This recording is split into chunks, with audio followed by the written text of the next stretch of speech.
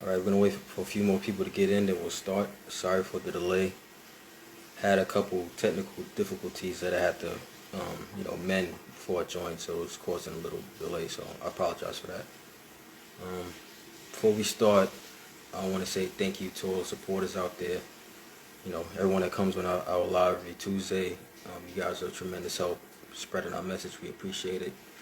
I want to give a thanks to the members of JMF Foundation, Jeff Fennell, Evelyn Fennell, Jasmine Fennell, Brandon Fennell, Brian Barden, Phil Bradley, Anthony Brockett, Tim Minggia, Patricia Minus, Les Talbot, and myself, Tyrone Wells.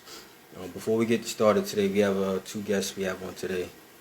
Tim Minggia, and we have Frank from FanSwap. So we have a packed event today with a bunch of information that'll be coming out. Some guys are really talented that will spread the message. But before we start, I want to just try to talk about the performing arts competition we have. The deadline is on Saturday the 28th. Now this is for the age groups of 10 to 15. Any musicians, singers, poets, actors, performers, any people that's talented within that age bracket, entice them to join the competition because it's cash money. Cash money can go a long way nowadays, and I would encourage them to join. You know, while it's still hot, and we have a couple of days left, so really get on that. Also, um, we're starting our new promotion next Tuesday. You guys will see a lot of it on Facebook. Just keep tuned for it. And then if you haven't liked this or friended us on Facebook or Instagram, please do that because we have a lot of exciting things coming out of the pipeline, and we want to, keep you guys informed and what we have going on, and just keep you guys in the loop. Also, we have a couple partnerships with Amazon. We'll also be promoting as well. So just keep your eyes open for that. We have a lot of things, a lot of exciting things for the end of 2020 and the beginning of 2021. So I don't want you guys to miss out. Um, you know, just keep this ball rolling, this train in motion, and finish the year strong. That's what we're trying to do. And we want to make sure that the people that you know have a voice or don't have a voice, that they're heard, and we want to make sure that we reach them and everyone else out there. We have two guests today. First guest we have is Tim Minggia. Tim, I believe you're in the chat. I'd like to bring him on. Hey Tim, how's it going? No, man. How you feeling, man? How you feeling? Good, man. I'm blessed. Blessed. Good, good. Good to see you. Good to see you healthy and everything like that. That's a good sight to see, man. Thank Appreciate it. you. I like the bow tie. Appreciate it, man. I like to switch it up every Tuesday, so I got different color assortments for Joe. So I like the red and blue, like the green and yellow. So I try to switch it up as we go along. So let's get this cracking while we can. I know you have Frank is coming on later. He's gonna join us later on the live, Yeah, yeah. and we can talk a little more about that. Sorry, you going in and out. Can you say it again, Tim? I said, yeah, Frank should be here in about 20 minutes. Sounds good. All right, let's go. Let's go a little bit about your story. I know you and Frank are part of fan swap, and we'll get into that as he comes in. But I want the crowd to know a little bit about you, about Tim. What drives Tim? Okay. So I'm gonna ask you a few questions. I'm not gonna be as personal as like a investigative reporter, but a few things to kind of get people to know who you are, what you're about. What drives you, what keeps you going. So let's start off. So first of all, like how are you doing so far in this pandemic? How's it going for you? Ooh, man. So pandemic is interesting, man. It's been a blessing though overall. I mean, I was able to see some highs and some lows along the way. Lost my main job in June, and so I had to deal with that. Sorry to hear that. You being laid off not because of your performance, but because of a pandemic. It's a little different. Um, you Hmm. but I adjusting to that, and started excuse my own IT company in that business, and working on contracts with that, applications in the works, and then like moving on and doing FanSwap. It's all a blessing, but I think the biggest thing was like everybody got to slow down, right? So Hmm. a lot of us, our unity came when we started protesting and really like, going against the grain and what's considered, accepted or allowed. within Mhm. justice. So a lot of us, even in FanSwap, even like join together through things of that nature. So it's been a blessing, man. Got it. Slow down, tap into that creative, tap into your business acumen, and go ahead full force. So being in IT during I guess the pandemic, you're pretty busy right now because I'm assuming everyone's working from home at this time, right? So I'm guessing you're doing a lot of calls from there. Yeah, man. So everything is home. Between your laptop and a Zoom call, that's your whole life right now. Mhm. So Exactly. it's really getting into trying to figure out how to manage and balance. Especially when you kind of creating your own schedule and how you want to operate. So it's Got been it. knowing your focuses and your priorities and sticking to those top three like every day. Yeah. So what made you get into IT? What made you get into that? I mean, the money, man. Nobody, I wasn't like really interested in the whole tech world, but you got to go where the world is going. And so Mhm. I could be an industry guy if I was in the 80s, but if I'm not, I need to adjust to where the times are. So I figured like in this area, it's either government or tech. So you have to pick or join the two with the contract. And so I try to do a little bit of both. Got it. And that makes sense. Like you said, like everything is being virtual now. Yeah. So it's better to hop on that wave while you can and take advantage of all the things, because going forward in the future, a lot of people are not going to be working in the offices. You're going to be working remotely, and you need people like you and people who does IT to kind of keep the ball rolling and the society going. So that's a good benefit to have in that. Yeah, for sure. So what's your daily, I guess, what's your day to day look like for IT guy? It's crazy because I do IT, but I don't know. It's a lot. So I wake up in the morning. I still do the application thing. Apply for jobs. Um, Hmm. Creating businesses. A lot of your time goes into that, right? So, with doing what I do, I'm creating presentations. I'm preparing to present. What my contract or a company does. To different people that are in position to grant us a contract. So into that, working on the application, I can't talk too much about yet. But when it's time, I definitely will let y'all know because that's something that I think is really going to change. Again, not just for me personally, but for our culture and for injustice, abroad. I think that's gonna really do something impactful for the world, not just the community. And then, with FanSwap, this is what we do. We kind of we bring different genres together of art. So whether it's you do music or you're a graphic designer or you create websites, your organization that loves to give back to the community. Our whole thing Hmm. for the culture to the community. So that's what we do. Everything that we do is for us and so that we can empower each other, to pull each other up instead of like the whole crabs in the barrel mentality. So Got it. I appreciate. That's a good thing. And inspire everyone. Bring each other up. Help your brother next to you. That's I guess the mantra you guys follow. yeah. Um, you know, I don't want to go, because IT. I know IT is your money making thing right now. But honestly, I know your passion is, songwriting and producing. Oh man. Tell us a little bit how you got into that. How did you, find out your talent of becoming, just give us a breakdown of what led you to that path. Yeah, I mean, so I've always like had a passion for music and what that does and the feeling it brings and just it's pretty much like my home. It's where I go. As an only child, it's not too much you can pull from with siblings, so you gotta have something that kind of drives you can connect to outside of your parents or your cousins or whatever. So yeah, music is my thing, man. It's in my family. My mother, that whole side of the family. My dad's side too. It's a lot of music that's ingrained in me, and then growing up in church and still being active in that. Um, Mhm. Playing the keyboard. That's how I started.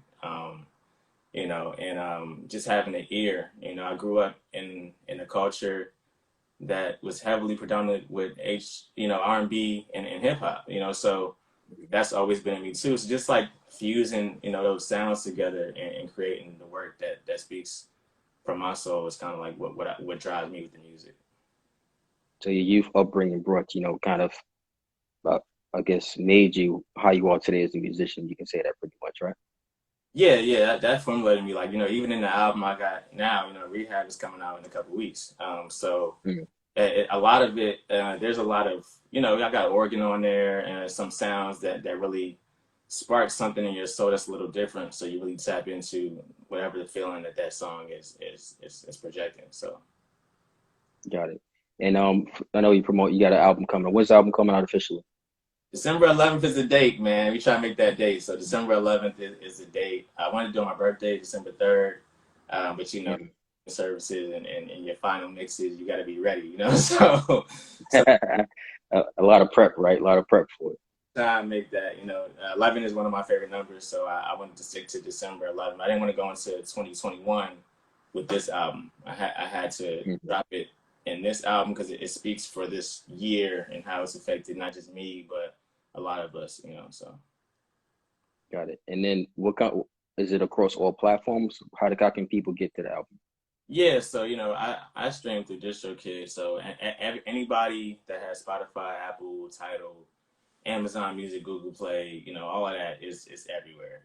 So it'll be Mhm. everywhere. It'll be a video come out to support that when it drops. And you'll see a lot of what we do in the next few months to help promote this album to being what it needs to be. So. Got it. I know. Are you producing on the album? On this one, so I'm producing, but I didn't make any beats on it. You know, as far Mhm. as like arrangements and how everything flows, that's all me. The writing's all me. I have 3 features on the project, and yeah, but most of the project and how it sounds is me. Production is from different producers. I'd be talking about beats, Got it. but it's got to fit the right vibe and what I'm trying to project with this album, and I feel like uh, we got something really special in this one. Got it. So as a producer, say you're working with another artist, what is your approach when producing a new song? Let's say you have a pop artist or someone that does reggae or gospel. What's your approach when you come to a song on the production side? But you always want to know what the artist wants to relay. You can't just write a song for somebody and tell them to perform it and do this on this real quick. You have to. Mhm. It has to be something that they can connect to and feel as if they wrote it. So you want to get into the psychology of the artist.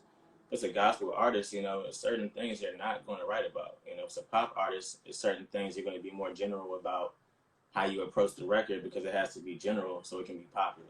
So it just depends on Mhm. what that artist connects with. I like to ask their top 3 to 5 artists, that to get a feel for what vibe they really lean to. Um, Mhm. so it's really like that. You kind of just got to pluck and probe a little bit. Almost interview the artist to figure out what they're actually trying to get. Because you can take an artist anywhere, but if it's not real to them, it won't connect with the people. So. Got it. So when you produce, are you using like programs? Are you playing live instruments? What's your usual style when you produce songs? But my own production, I mean, I play keys, so I like to do a lot of key and key bass. And I'll pull out like a Mhm. drum pad for beats that I produce on my own. And now, my boy B blessed me with having that electric drum set, in my house, so I'm able to do live drums on that too, which I haven't done any production with yet. But in a couple weeks that Mhm. we'll get that rolling and see what that's like. Sounds good. Yeah. I know when you mentioned that when you do a production for an artist, you want to call them and see what they're about, to see the tidbits, the motives, what drives them. So on the flip side for songwriting, what's your approach to songwriting? I know that's a little different because you have to write the song for the person that you're doing it for. So is it like similar that you have to know what they like, what they're about, things of that nature? Well, some of them is just gonna come from me, like so. Some of them were gonna be pre-written. So if I'm just Mhm. writing songs and I have a song that kind of provides a feeling, but it's not really like it represents me or what I do with music, then I'll just put it to the side and save it or like shop it to different artists around here, or Mhm.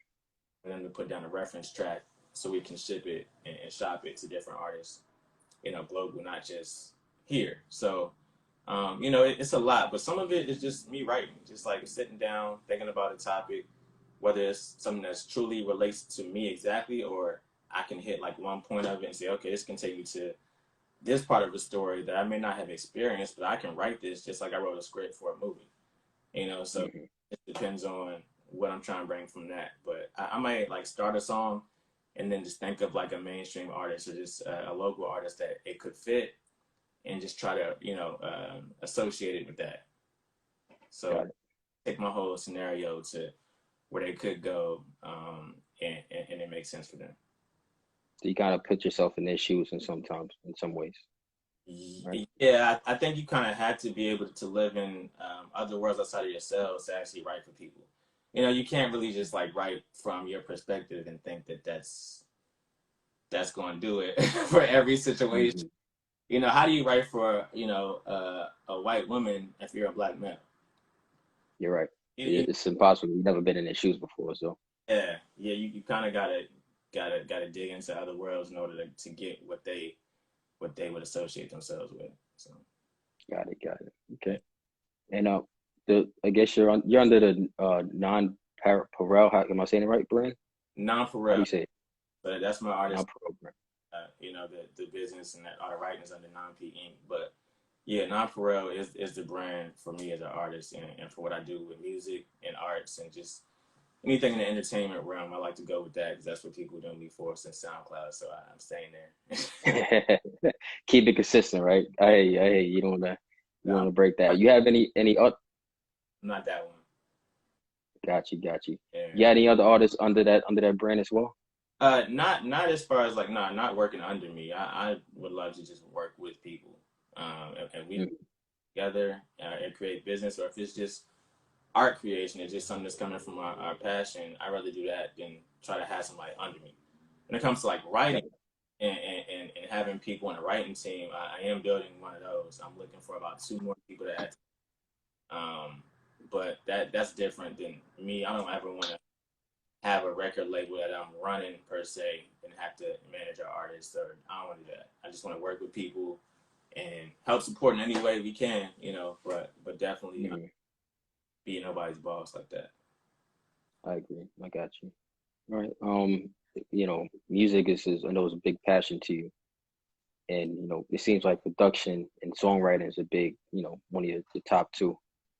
Now, would you prefer performing as an artist or like, doing playing a back role and doing production on a song or songwriting? So what do you prefer as an artist? Performing or producing or writing songs? I enjoy both. Yeah, I guess if I was a dancer, I would prefer the entertainment. And after you said, and you could just pick up the mic. But if I was just me and who I am, I prefer to just write and produce. But the artist thing does give you a different type of thrill, excitement, and passion because you can see what your art does and how it connects to the people and how they react and how it touches somebody else's soul. When you write, Hmm. you got to depend on another artist to project that same feeling. And if they got a bad day, that song might not go the same way. You know. Exactly. So it's kind of I enjoy both. I think my long term goal is more so the writing and the production. That's why I got into the whole artist thing to begin with. Um, Hmm. and if you take it back to even why, that's Joe because Joe had a lot that he tapped into that wasn't necessarily projected on a mainstream or on a platform even socially. So I feel like Hmm. whatever we have our hands to do should prosper, and if we have gifts that are in us, I think we need to go ahead and activate those because you don't know. That's why my bow tie is open right now. This is unfinished business right now. That's what this is representing. So it's not disrespect to Joe. This right here is me saying I'm gonna keep going until I see Joe. So that's the Got goal. it. Yeah. Great words, great words. I think Joe was a inspiration to us all. Like so talented, so down to earth, so grounded that it will, somebody that was once in a lifetime person. You know, Man, um, I, open the door, man. So I got to tell this story, man, because Joe stayed with my parents for a little bit, and I was there, yeah, go ahead, man. and Floor's yours. and and Joe was there, man, and like he would be playing the Xbox, he would be on his Xbox. I come home from work or whatever, he on that joint. and I go to my room, I lay down, and he'll not gonna be like, "Yo, I wrote something," and I'm like, "All right, Mm. right," and he would write the most fire poem I've ever heard in my life, and be like, "Is that good? What do you think? Is that okay?" And it's like, bro, you just taught me how to do something different in that. Or what do you mean? You know, Joe is just crazily gifted, and he inspires me to keep going. And I don't, you know, I don't get as sad anymore because I rejoice in what he left us and Mhm. how he motivated us and inspired us to do more than what we were doing before. You know, I don't know if I'd ever tap into the artistry the way that I had it not been for Joe. So Got it. Got it. yeah, That's good. I mean, it sounds like, that's your tapped in inspiration whenever you need like I guess a boost. Remember what Joe did and how he influenced you, how he inspired you. I think he can, I can speak for everyone else. That's the same way for me. I can keep pushing forward because I know what Joe was able to do while he was here. I appreciate everything he did, and you know that's what drives our foundation right now. yeah. And we want to keep his message going strong. It's crazy because I'm looking at the book right now, and I got a quote out of the book, you know, from his mother Evelyn Fennell, and that I really want to say before I get off of here. But in the book, in the Remember to Breathe, he's looking Hmm. up. You know what I'm saying? He's not looking down on us in the sense of like, now he's looking up like, I'm gonna show y'all how to do this and where to go and where it really it's bigger than us. It's not just us, you know. And so Hmm. I'm I can't say enough about the inspiration that he drives me every day. You know, it's different. It's about the business and the art, and he kind of drives all of that because he's like my little brother. You know, so yeah, It's good, man. That's, we all have to keep that inside of us. And, like you said, keep helping reinforce us as we go forward. Remember what he did, what he attributed to, and just keep pushing, keep pushing. I think that we all have to push for him yeah, and continue where we're going because he was on that same path and, he will want us to be that and do that and be that same way. right, for sure. All right. So music, I know music, poetry, that's one of a lot of your talents. Like on the musician side, who's your favorite musician? That you can say influence you musically and what you do. Man, musician is tough. I mean, I'm inspired by people like Robert Glasper, or like producers.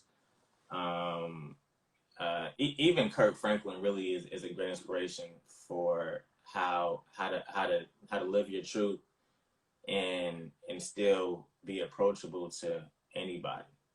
You know, and to Mhm. still have your music played on any station. I think it's important for us to remember how important reach is to people, and I think that producers like that, we can go, Fred Hammond, or we can go to Motown. I mean, it's a lot of different sounds that really inspire production, but I think it's more so about how you present that sound to the world, and I think that a lot of artists inspire me. It's kind of hard. It depends on you talking about like writing, or you talking about just the music aspect, or a musician. It's broad, but they all influence in different ways. Yeah. All right. Yeah, because I know you're very versatile on the music side, so I can see why that's a hard question to pinpoint. Because you take so many different things from different genres, and it kind of makes what you do and what you are. Um, so for people that don't know you, how do you define your music? Do you define it under a genre, or you just say, "Look, I'm a musician, period. Whatever comes to me, I make it and goes from there." um, that's funny because I had to do this. I had to answer that like the other day, and I think it's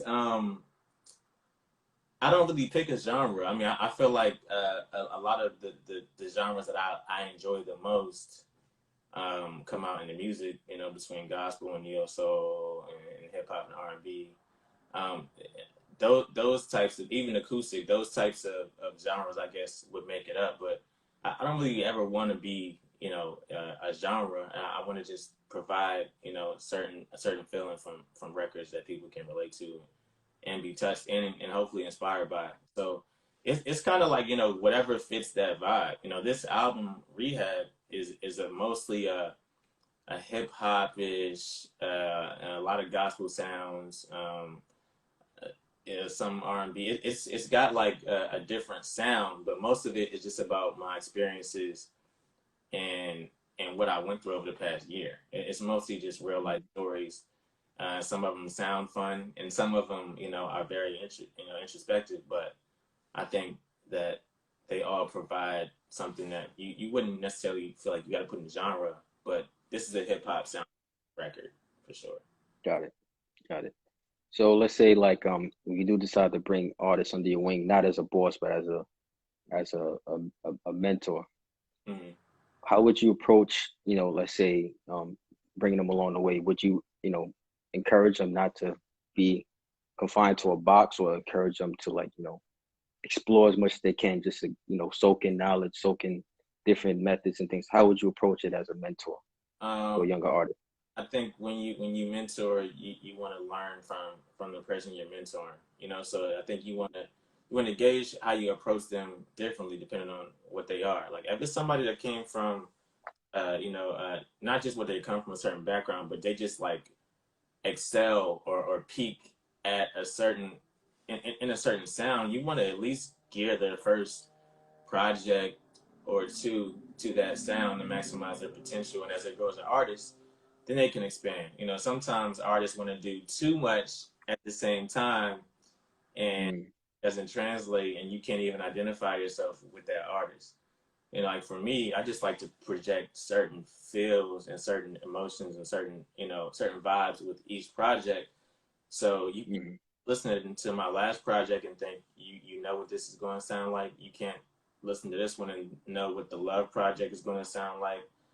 You know, you won't really know, but you're going to be able to, it's all going to sound like me, but I'm going to make sure I do that genre justice if I'm going to do it. I'm not just going to put a whole bunch of different sounds on the album just because I can write a song for every sound. I'm not got it. to the art. So, Yeah, so it has to make sense for the most part, yeah, at least. man. It just has to make, I don't ever believe in like controlling or trying to form something to be. I think that things grow and evolve into what they're going to become, and you have to mold them to make sure that they stay on track, not really make them go a different route. If it's somebody that really can do that island thing and that Caribbean vibe and project that, dude, I'm not going to try to make you a pop artist. It doesn't make sense to do that. You're not about the quick buck. You're about making quality music and something that can last generations, pretty much. Yeah, yeah. You want to make music that's classic, not just with contemporaries. I mean, anybody can plug and play anybody, and you can probably make a hit record with anybody who doesn't have that much talent, enough support and teams around them. You know, but Mm, if you want somebody that's staying a certain level of respect, they have to respect what you're approaching that with. And I think you can't make somebody do something. You got to kind of, this is your vibe. This is where you go. We can push you here, and as you grow, you don't got to stay in this box. You can mm, evolve to being a more general artist, but you need to have a certain sound to even acquire a strong fan base that's going to stick with you because they rock with you, not just you trying to make me feel good off of a record. got it. All right. Yeah. Before we switch gears and go into FanSwap, we had a question. What's from the audience? What's the name of the album again? Can you let them know? Oh, so the album is called Rehab. My name is NonPareil. The album is called Rehab. I didn't put my face in this one. This is more so just symbolism, inspired by a show I like called Ozark. Yeah, so it's kind of inspired. Oh yeah, that's my favorite show too. Yeah, I wait for the new season to come out. and I've been waiting, bro, for about 3 months, man. So Oh man, that's what this is inspired by. This is inspired by just the way that they projected those different emotions on a graphic. That's kind of what these symbolize and kind of where we're going with the project. got it. All right. Let's get a little bit into FanSwap now. Go So right now, I love it. so give us a basic introduction to FanSwap for people that don't know. FanSwap, man. So FanSwap it's a collective, right, man? Like the team is crazy. Number one, we're a team, so it's already a network within the 8 people that are our core essential people with what we do. But the work is pretty much just providing a platform for different people in different areas of the culture to collaborate and essentially swap fans, right? And at the end of the day, if people support you in what you do, and I'm on your live, then hopefully they support me and vice versa.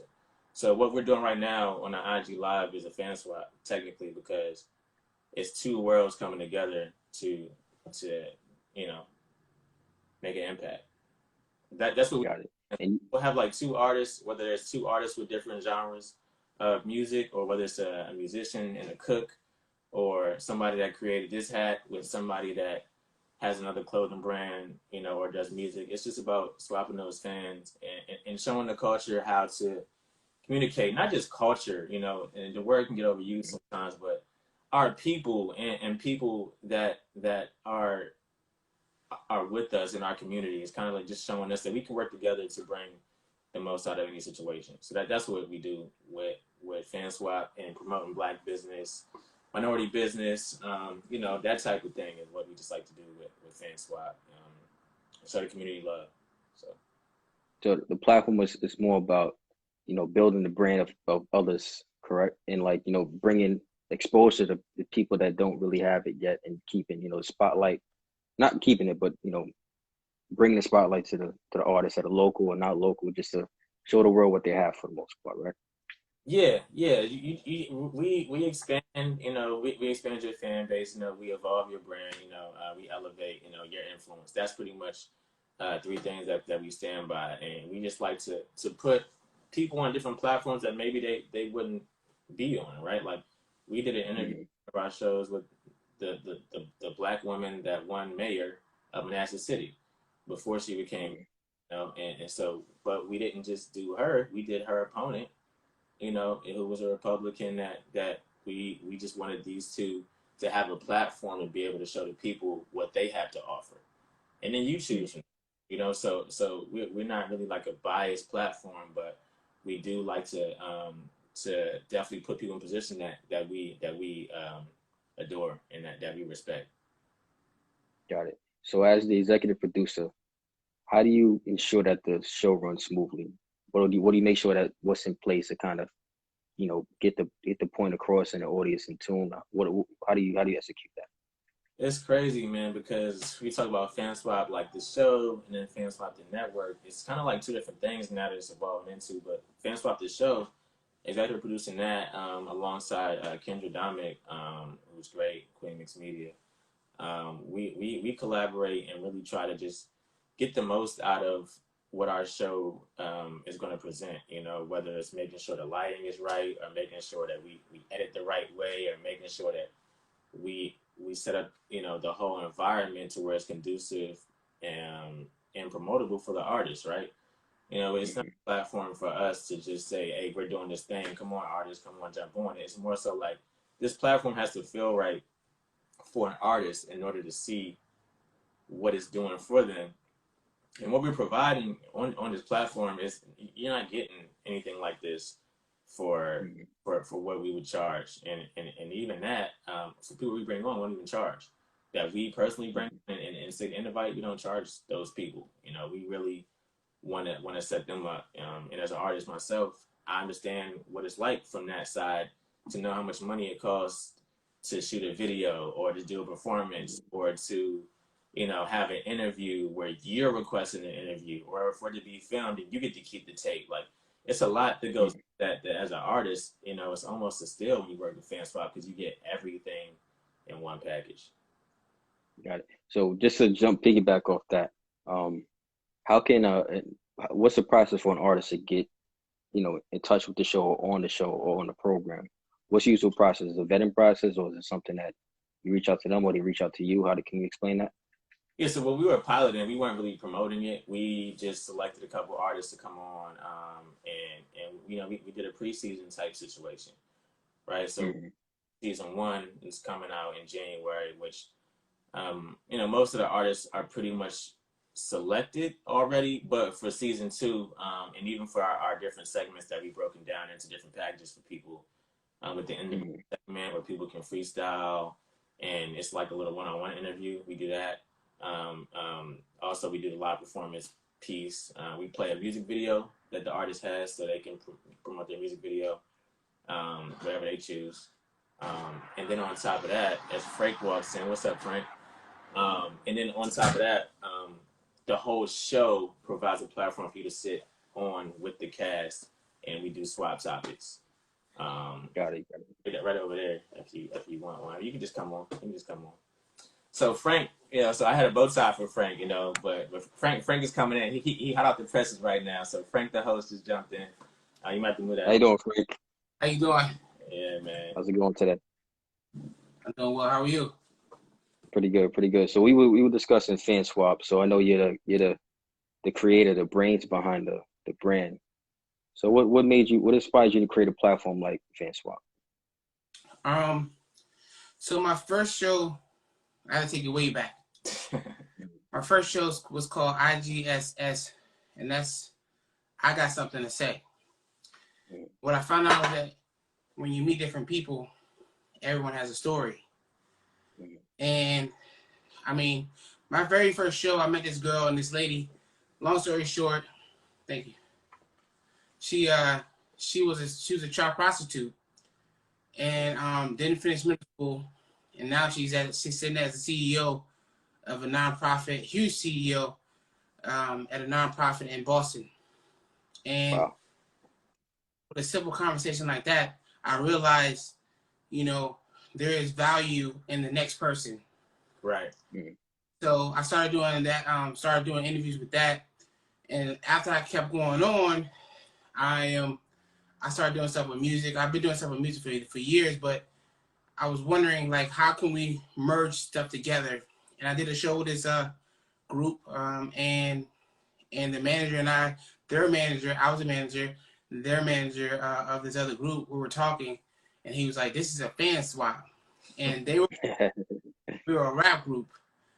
And I was like, "Yo," and our brand and our name was growing rapidly, and so at that point I was like, okay, we gotta start merging it together, and then also getting people's stories. So we want to get past just when you start doing music, we want to know who you are, and that's how FanSwap came about. And again, we wanted to be sure that we really kind of put the spotlight on artists, influencers, and all creatives and creators, and not just that, but businesses.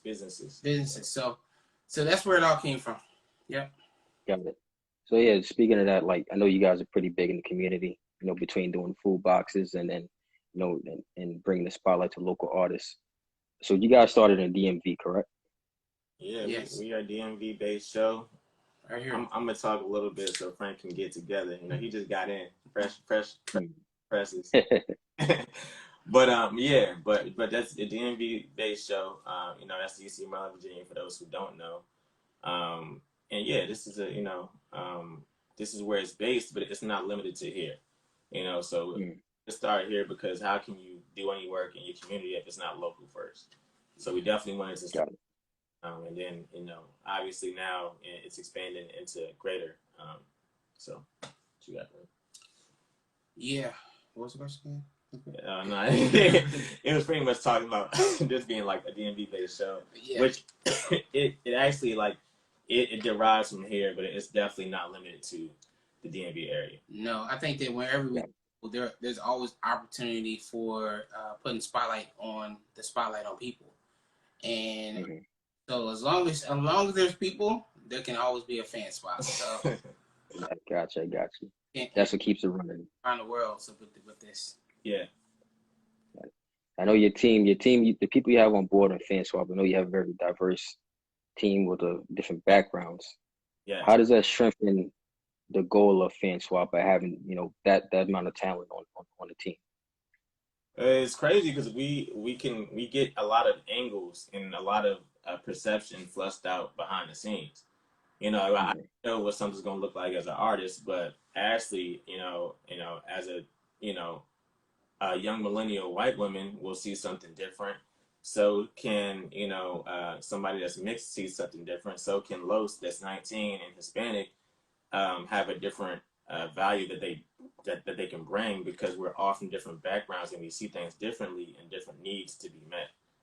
So it definitely strengthens us, man. It makes it something that is kind of hard to kind of diffuse, because we're seeing it from all angles, and we're all spirit led and all God fearing. So the respect is there. Yeah, got it. He said hit it on the head, and then on top of that, so we got a very diverse group, and then I just turned. I'm the oldest out of everyone. I'm married for 13 years, and I got 4 kids. So you're the senior. So he's my mentor, apparently. So, but we have like that big gap, and we all respect each other in our lanes, and that's what makes us special. That's like a secret power of ours, because we have such a very diverse group. So that's a secret power. I would say it's a power, that I think people are trying to figure out how to do this. So got it. It's been amazing. It's good. So I think Tim touched on this earlier. I know you guys do different topics, from politics and music to different ventures. So out of the episodes, out of all the programs you guys do, what is your favorite, let's say, topic to discuss in individually? Whoa, take that one. Good question. I don't know. I mean, they do be making me pick some topics sometimes. I think that the last show that we did, that we shot last week, and it was a fellas edition. It was a fellas edition, man. Oh, so man. We had an all-male cast that day. It was beautiful. It was 4 fellas at FanSwap, and then we had Bucky Dollar, who's a hip hop artist out here. It was just on BET Jams, by the way, so that's dope. And Loso Threads, who he does his own branding. I wish I had one of his hats on right now, but yeah, that's what. So it was pretty much a marriage of hip hop and fashion. It was pretty much called "The Culture is Healthy." So just what we do and our unity and how powerful that is, and how we've influenced through music, fashion, and other areas of entrepreneurship. Got it. Yeah, if you ask me, what about you, friend? Last thing he said was just the impact of our culture, and our culture is healthy. Like, period. That's my favorite thing to bring up on everybody's, podcast, especially that show. The last show, I pointed out that everybody sitting on stage, even from our young guy Los, everybody has their LLC, and so I'm like, the narrative might be written that this isn't possible. But I'm like, well, this is history right here, because we're all sitting on stage and all of us have our LLC. All minority folks, everybody has an S Corp or LLC. Or some type of business. And it's just beautiful just to see, what I'm saying, all that. That's dope. Until he said it, we didn't even realize it. We just, a group of guys having a conversation, and then he points it out, and you look around, and it's like, everybody, is establishing their own thing, but nobody's arrogant enough to where it's like we can't work with anybody, we can't learn from somebody else, or we can't grow together. And I think that's the beauty of what FanSwap does and that platform does. Yeah. That's a good point. It's a good point. So I know you guys have interacted with a lot of artists, especially the amount of years you have, Frank, experience. What advice would you give an artist up and coming, that's kind of lost, or know the next step to take? They're looking at other artists get put on quickly, and then they feel lost and kind of depressed at that point. What advice would you give them? They need to learn the game for themselves. I think that's when I meet a lot of artists don't know anything about business. I'm not an artist. I'm on the management side of things, and I've been around a lot of artists. But to me, if I was going to be a part of this, I have to learn the ins and outs of everything. Yeah. And I have to be a student to this game. And I'm just talking about, we know that you know how to write. We know that you know how to sing and all that good stuff. Anyone can put time in the studio, but do you know the business? How are you going to make some kind of return on investment on this thing that you're trying to do? And that's a huge thing that I found out. So I would encourage them to go get to go get books. Find out who Rick Baker is, Barker. Find out who Ari Hurston is. Like, learn the music business, learn this business, and then don't be afraid to ask the next one. If you see someone, shouts out to Big Benz. Big Benz allows young artists to come into the studio. He allows them to be able to ask questions, and he walks them through things to teach them. So my advice, again, learn for yourself, and then don't be afraid to look for a mentor. And to help you get through this. So that's my two things I think you have to do. Not what you should do, but you have to do. Yes, and necessary. Got it. I got a lot of questions to you, Frank, but I know we're running out of time on Instagram Live. So I just want to say, you have an interesting story because, I know you host a lot of shows, number one, but you understand you also teach as well. Right? Is that correct? I'm an administrator at a special needs school. I used to be in the classroom. Now I'm in the front office. But yes. Got it. And you also did spend some time in youth ministry as well, correct? Youth ministry and children's ministry. I have a lot of experience in youth ministry. Children, I think 12 years. Yeah. I don't know. Yeah, it's 12, a lot of years. 12 years, and I've been able to work in inner city schools, every inner city school in Richmond, between Richmond and Petersburg, and then I held it down in Boston as well, and here in the DMV. So you already been around the community. You've been with the students. You've been with the, and on the religious side as well. Now, when it comes to live hosting, what is your mindset when you just get to an event? What is your mindset in regards to the crowd and the performance? How do you approach it? With an open mind, I think that when the biggest thing is that not overthink it. So my mind is, when I come in here, I'm like, I gotta kill it, So I'm looking to find ways to be able to kill it and make sure the crowd is engaging the whole time.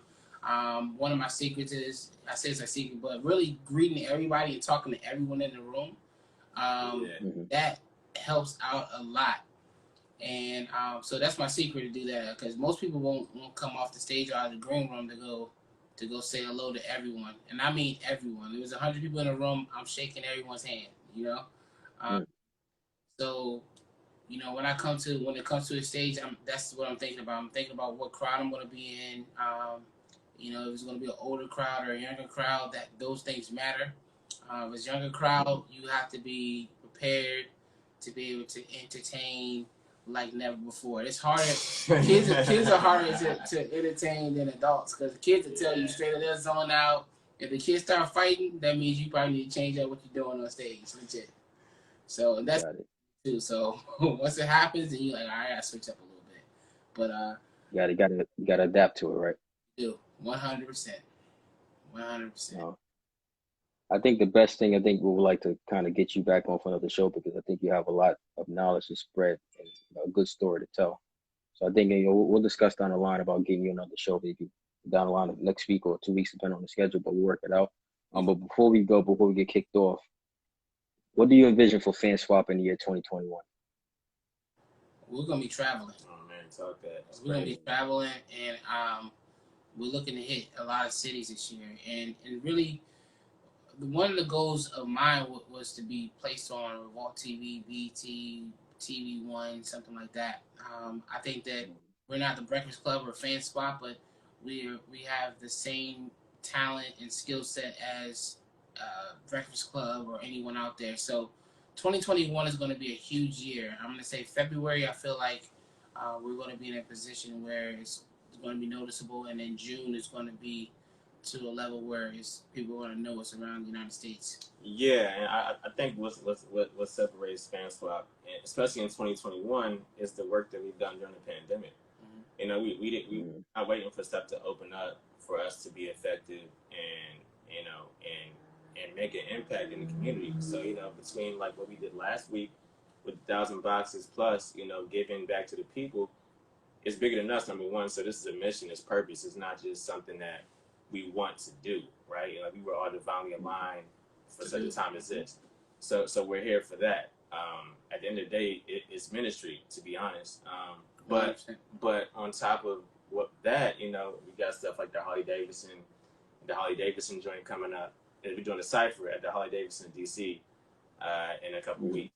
So, you know, it's a bunch of, you know, artists that got bars that want to spit. We're providing that platform, and then we dropping our first official season in January for the FanSwap show. Mm. So it's a lot of things working at one time, but it provides success. There's one thing that I do want. Next year, we will, when I say this, we will make a great impact in our community. Wherever we are, Mm. we're here, we're for the culture. We're here to strengthen the culture and to strengthen the community as well. But if the culture is healthy, then the community is going to be strengthened and it's going to be healthy as well. Right. So the goal next year to be so like our community look different, you know, because we're teaching and we're present. So I didn't want to talk about a food truck. When the guy came to us about the food truck, he you know, he asked, "Do you want to do it?" I don't think he thought that I was going to hit him up, and I thought he was going to think we were going to ask for 200 boxes. When he said 500, what about 500 to 1,000? And I think he thought we was going to take 500, and so I told him 1,000, and then later on I was like, "I think we need to do 500," and he said, "Nah," he said, "I don't know." He was kind of like Larry, and then he said by Tuesday of last week he knew that the 1,000 boxes wasn't going to be enough for us. So that was a very impactful moment in our community. That was huge. But I feel like the culture and the community are on our backs, and God has us here at this time right now to make a great impact on our culture and our community. So next year we look to see a lot of things change because we're going to be present in our community and making sure that our young people are actually getting everything they need. Right. Got it. I see you guys are having a good, successful year next year.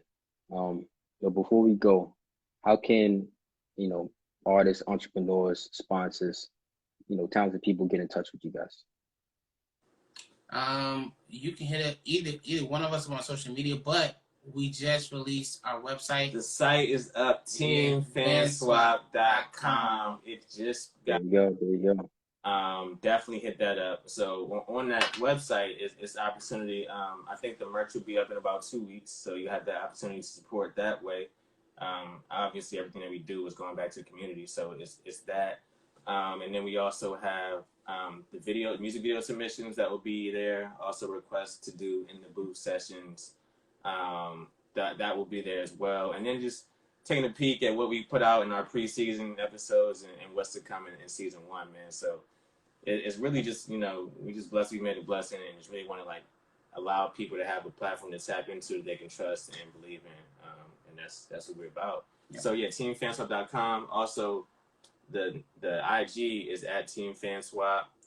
So is the Facebook, everything Team So Fanswap. Is YouTube, and his IG is Frank the Host.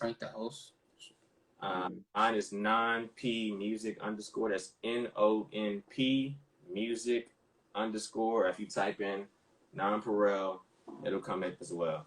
But yeah, you can reach us at those sites, and we can definitely get back with you and be as responsive as possible, as quickly as possible. It's not always the same day, but it's always within that week. So we definitely got it. Well, I want to appreciate you guys for coming on. Frank, we'll have to set up another sit down with you again. Yeah, man. Frank.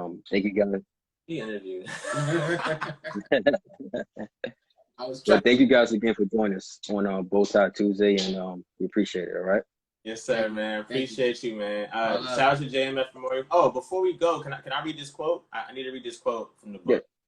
Yeah. It's something I was looking over the other day, and this is on page 121 of the Remember to Breathe book. This is by Evelyn Fennell, who is mother of Joe Fennell, who actually invited me to be a part of the JMF Memorial Fund. So I appreciate that board membership. But this says, at the end of the day of functioning, of hanging on, when I felt like I had done enough, I would go to bed and sleep my pain away. And for me, I lived that. I mean, I made an album called Rehab for a reason. It's not just because it sounds cool. I really like rehabilitating myself and going through those things of withdrawals from different things. It's not always drugs. Sometimes it's just feelings and mindsets.